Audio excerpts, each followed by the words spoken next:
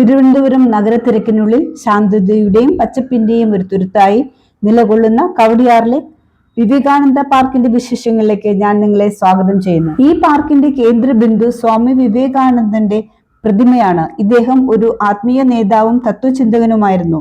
വേദാന്തത്തിന്റെയും യോഗയുടെയും Indian തത്വചിന്തകൾ പാശ്ചാത്യ ലോകത്ത് പരിചയപ്പെടുത്തുന്നതിൽ ഇദ്ദേഹം പ്രധാന പങ്ക് വഹിച്ചു.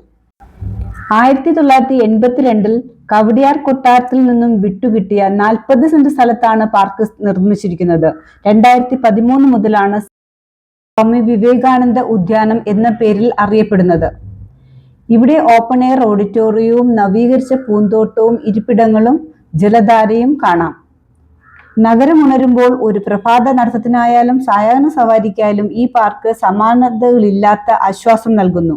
ഓരോ ദിവസവും തിരുവനന്തപുരത്തെ ജീവിതം അതിന്റെ അതിശയിപ്പിക്കുന്ന വേഗത്തിൽ മുന്നോട്ട് പോകുന്നു. എന്നാൽ ഈ പാർക്ക് വ്യക്തിപരമായ ശാന്തതയെക്കുറിച്ച് മാത്രമല്ല കാണിക്കുന്നത്. ഇവിടെ സമൂഹം ഒത്തുചേരുന്നതും കുടുംബങ്ങൾ സന്തോഷം പങ്കിടുന്നതും കാണാം. കുട്ടിക്കാലത്തെ ഓർമ്മകൾ ഉണ്ടാകുന്നതും കഥകൾ കൈമാറ്റം ചെയ്യപ്പെടുന്നതും വെറുതെ പുറത്തു സമയം ചിലവഴിക്കുന്നതിലൂടെ ആളുകൾ ഒരുമിക്കുന്നതുമായ ഒരിടമാണിത്.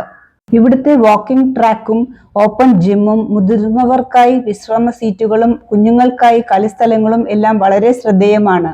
പക്ഷികൾക്ക് പാട്ടുപാടാൻ ഒരിടം, കുട്ടികൾക്ക് കളിക്കാൻ ഒരിടം, മനസ്സിന് ആശ്വാസം കിട്ടാൻ ഒരിടം.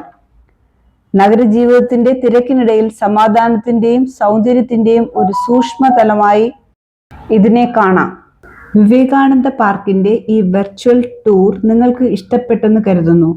ഇഷ്ടപ്പെട്ടെങ്കിൽ ഒരു വലിയ ലൈക്ക് നൽകുക. കാഴ്ചകൾ തുടരുന്നു.